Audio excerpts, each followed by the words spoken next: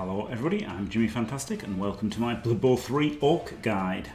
So Orcs are one of the best, if not the best team in Blood Bowl 3 and all of Blood Bowl right now actually. Incredible team, very tough, not so slow anymore now that big uns have got +1 movement. And yeah, they're solid, they're just a great team, they're a great beginner race. They're just a fantastic, the quintessential bash team. So let's dive in with a look at the players. First and foremost, here's your big guy, the Troll. He's an interesting one, is the Troll. He's movement 4, strength 5, edge 5+, PA 5+, AV 10+. So, like most big guys, he's slow, he's strong, he's got loner 4+, he's got a really bad nega trait, which is really stupid. So he needs somebody next to him. On an already team that they're not the fastest Orcs, right? They're not super slow anymore, but they're not the fastest. He's got throw teammate and always hungry, which you can use. You can throw Goblins on this team. It's not terrible that he's got these two things. That they're not super impactful. Sometimes you do eat a Goblin that you try to throw, which is hilarious, and you can throw Goblins sometimes to score one-turn touchdowns. You can vomit sometimes, which is quite good versus like war dancers and stuff, or just at the end, turn 8 before you score, you can just try a turnover free action. So but then they're not really that important, right? What he's there for, you kind of ignore all of these three, and he's there for this is bad. He's there for mighty blow and regen. He's really tough, he's really strong, and he hits hard. Skill wise, he wants block. Pro is okay, so you could try to random block or pro, but that's very low odds, so I wouldn't. Strength wise, he wants guard 100%, and he wants stand firm as well. Fixed skull isn't terrible, actually. Fixed skull isn't terrible on him, because you really want to keep him on the pitch, and for that reason, dodge is okay, defensive is great, sidestep is okay because it's like stand firm. So you could random agility on him as well, but again, that's a lot of SPP, and you're only hitting like 1 in 4, right? So it's a lot of SPP to get in one of those, but it's a decent payoff, right? Saving 20 TV and getting one of these 3 skills. It's something you can do, and characteristic wise, you just want plus AV once he is complete. So yeah, the thing about him is he's unreliable, right? Orcs are all about reliability. They're already quite strong. He's not super TV. He's quite TV efficient. 11.15, 11.5, 115. I don't know how to speak. He is actually quite cheap, but the problem is he's unreliable, right? He's got the loner. He hasn't got block, and you need somebody next to him to activate him. So I actually don't like him on Orcs, even though objectively he's a fine player. I just feel like he's on the wrong team in a way, because Orcs are just so good. One of the reasons that Orcs are so good is the Orc Blitzer, a very strong player, 80k, 6'3", 410, so very durable, not super fast, like human blitzers. They're not fast, but they've got the extra AV, which is really nice. They've got block, you get 4 of them, they've got strength primaries. So this is what the team is built upon, is the blitzers and the big uns. They start with block, you want 1 or 2 with tackle. That's all for generals. Strength wise, they want guard, they want mighty blow, they want stand firm. Oh, you could take frenzy if you want, right? You could take a frenzy if you want. And you could take pro as well, maybe, right? You could also take sure hands on a statted up one. So they've got some options actually. Agility wise, you could random agility for a cheap defensive dodge or sidestep. The problem is it just costs too much to pay. 40 TV is too much to pay for these chosen, but you certainly could random them. And then passing, no. Characteristic wise, double movement is incredible. Plus strength is great, because so the thing about double movement is if you get a movement 8 guy, he can then carry the ball with you. He's only got to get 3 squares in the opponent's field, like half of the pitch. Just movement 8 is great. You can run around, hit things with tackle, hit the ball. Edge is great, so he can dodge in 2+. His strength is great. So all three of those stats are great. Or you can just take plus AV when you're happy with them, right? You could just take guard, stand firm, and then, guard mighty blow, stand firm, and then like double plus AV, right? Like AV is a good sink of SPPs that you don't really want or need. But yeah, you don't want stats on all of them either. So I'd make one like a super orc with the movement and stuff, and the rest would just be, kind of generic orcs. Now what they do have is animosity all teammates, and nearly every player on the team has this in some manner. They've got some kind of animosity. So if you try to give it to somebody on your team on a 1, they fail. So he's got it against all teammates because a blitzer doesn't want to give it to like lesser beings. That's kind of the idea. And it's flavorful, but it's annoying, right? Because it's another thing to remember on tabletop, and it's like another barrier to entry to new players on the quintessential new player team. So I'm not really a fan of it. It can be funny, I guess, but mostly it's just frustrating and negative, I think. So I'm not a big fan of them. From a games design perspective, I don't think it's great. From the actual competitive standpoint, very little impact, but sometimes it does, right? It's something you've got to think about, right? It's like adding a rush whenever you do a handoff or a pass, and it turns up risk, right? Because you don't get the score or whatever. So you do have to factor it into your equations. Animosity, it's definitely not nothing, but it's not super impactful. And here are the big uns. Look, as the sound of the police. Big uns are incredible. They've got plus movement now from what they used to have. 0 to 4 of these guys, 90k. They've gone up by 10, but they do have plus movement, and plus movement is incredible. Strength 4, Edge 4+, can't pass, AV 10+. So they're very tough, super strong, and they're not even slow. They are really good players. They don't want to give it to other big uns, but they're fine giving it to a lineman or a blitzer. And they've got general and strength on primaries, so of course you want block first, 100%. You want guard, mighty blow, and stand firm for your 3 big normal primary skills. Again, agility, they can go defensive, dodge, sidestep. If you're going to roll randoms, I wouldn't pay for, maybe pay full for 1 defensive, right? But generally you don't want to pay full for these. And then characteristic wise, AV once they are complete. As every single player in the game, as soon as they're complete, just use AV to use up their excess star player points. So real good players, big uns.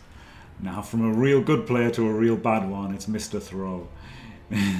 He's movement 5, strength 3, edge 3+, PA only 3+, AV 9+, so very weak.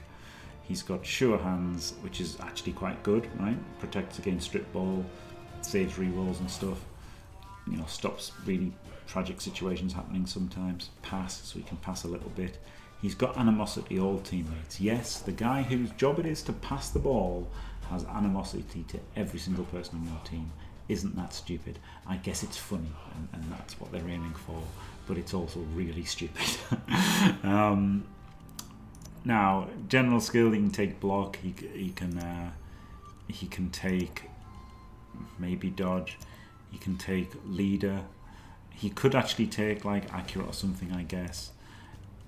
Characteristics wise, double movement, that makes him decent.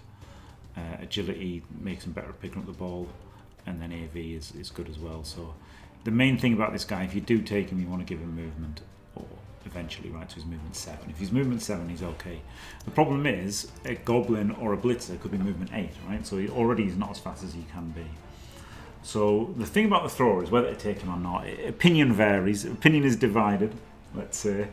So the main thing in progression is if he's picking up the ball and scoring, he's taking star player points away from your blitzers, right? I just want to score my blitzers until all my blitzers have got guard and mighty blow.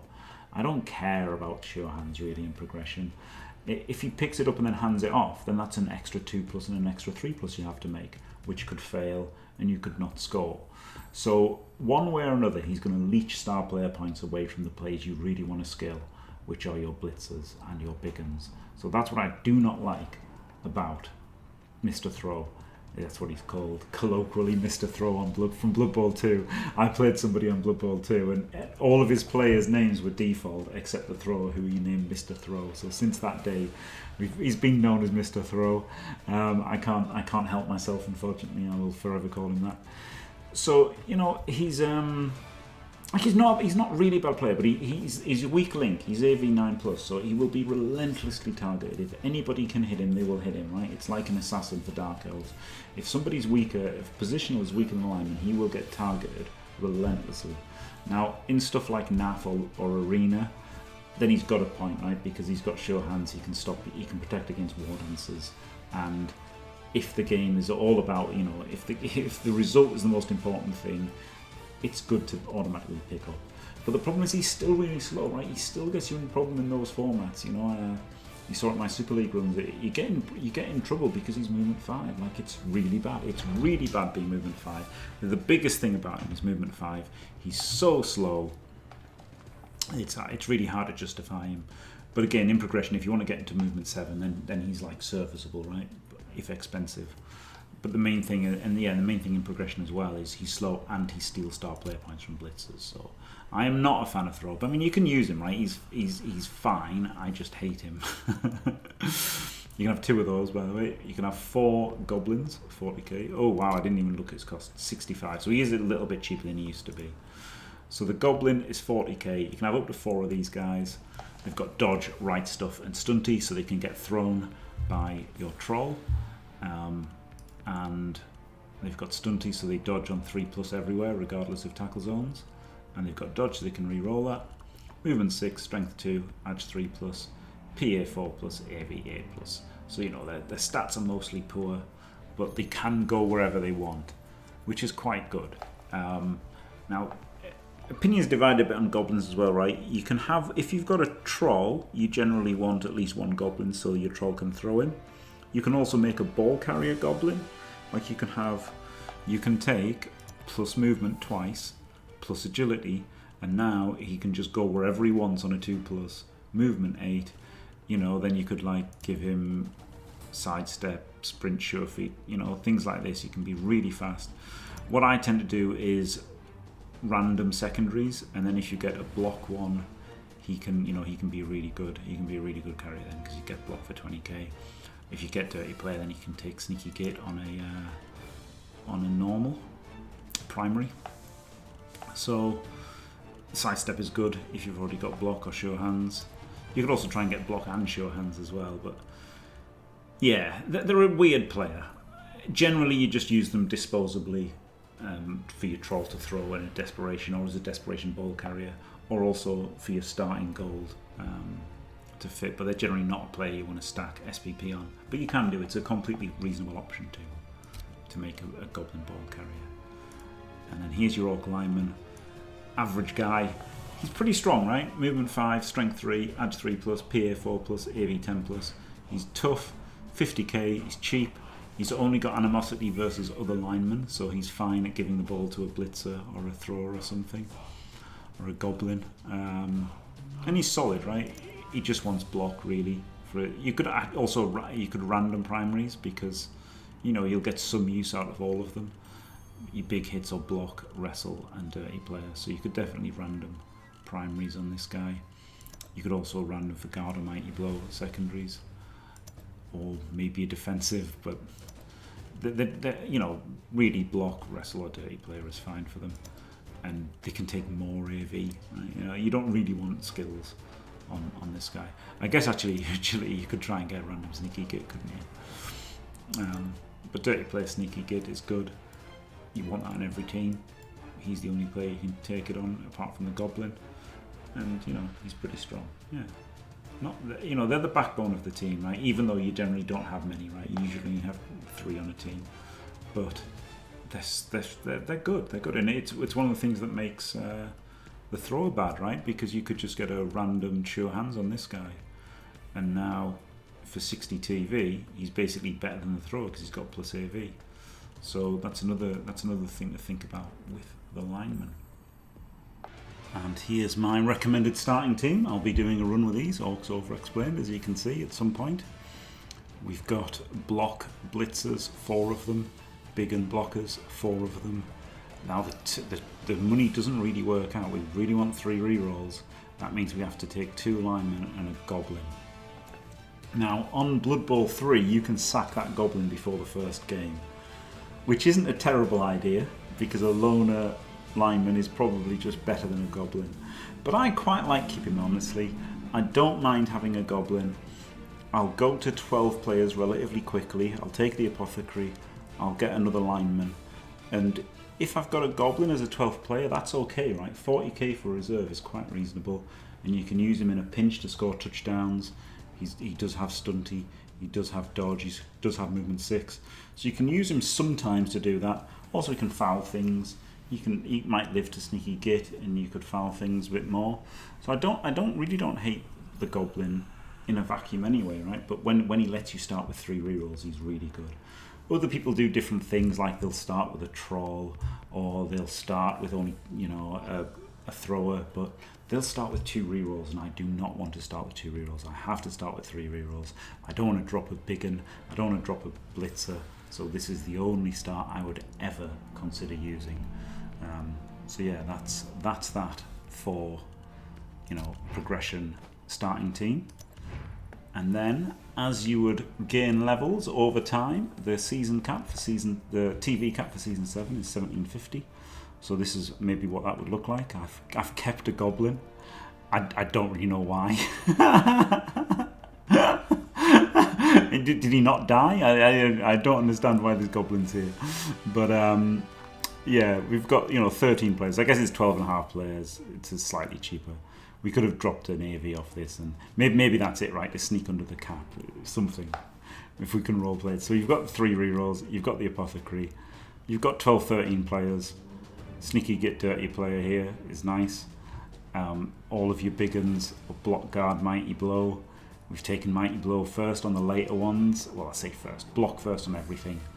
Guard is really strong, but mighty blow gets you more star player points. So your first ones to level up can get guard, and then your later ones can get mighty blow to kind of catch up on the star player points, right? Here we've got guard and mighty blow, and we've taken plus AV because why not? And a tackle to help. And this one's the star of the show. Look, he's got +2 movement, he's got plus agility, he's got mighty blow, tackle, guard as well. So this is a little bit weak to strip ball, but it's a very strong team, isn't it? It also weak to one turning, right? It's got no stand firm. So I'm not saying this is the absolute only or even best way to build these. It's an example of how you could build them at higher TV. And I think this should be a strong team, don't get me wrong. Yeah, very strong team. Orcs are a great team though. I think they're just about the highest win rate in Blood Bowl 3 overall with Undead. And this is an example of the Norska Arena team for Orcs. We've got 6 skills, so we've gone 4 guard big uns, a mighty blow blitzer to blitz with, a guard blitzer because guard is great, so I'm trying to max guard nearly.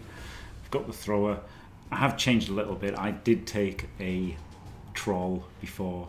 I've learned the error of my ways. I'm not going to risk it. If you want to risk a troll, go for it. You could swap these 2 linemen for a troll. You could also drop a reroll and have a leader thrower. You've got a few different options. Leader thrower. But I like 12 players plus an apothecary. That's really good, really reliable, right? Really solid roster. Helps with the potential overtime of Arena as well. So yeah, that is it. I will expand on this in the accompanying video for NAF and setups. Now I definitely didn't forget this, so let's go into the inducement part of the video. Orcs actually don't get a lot of value out of most inducements, right? They're kegs, they're AV 10 plus, so they shouldn't take much damage. Apothecary same, they shouldn't take much damage. Maybe if you're versus a big chaos team, right, to stop that. Bribes, they're not usually going to want to foul too much. And extra team training, they've usually got enough rerolls. So really just the wizard, but again they're not fast or agile, so they don't really take advantage of a wizard too well. And bias ref could be good situationally on who you're facing. As far as star players go, Bob and Dribble Snot is unbelievably good, but he is banned on ladder, so you can't use him on ladder. Ripper's actually really good for 250, strength 6, got brawler, not a brawler, grab so he can place things. He's got a really good throw teammate because he doesn't have really stupid or anything. He's got regen, strength 6, but he hasn't got block. So although he's good for 250, he's overshadowed by how incredible Varag is for 280. Varag is movement 6, strength 5, block, jump up, mighty blow, thick skull, and he's also got a special mighty blow, extra mighty blow once per game. So yeah, Varag's really good. He overshadows Ripper mostly, but if you can afford Ripper and not Varag, then you can get him. Fungus, I guess, isn't that bad, but I never take him and probably wouldn't.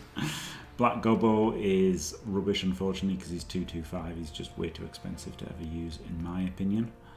Madcap Migs is one that I've got no experience of, I've never tried, and probably never will, but you know, maybe he's good. He's got a super leap, but he's got no hands, and he's got Enchannel Fury, so yeah, he doesn't seem good. Swords are bad, so I wouldn't take Helmut Wolf. Morgan Thorg's incredible if you're down that much, but Megastars are banned on ladder, so he's not going to be an option on ladder. The moral of that story is, as Orcs, you don't want to be TV down. You want to get a bunch of skills on them and beat up people, I guess. You know, get to that TV cap, or you know, get skills in your players and try not to be TV down. So there you go.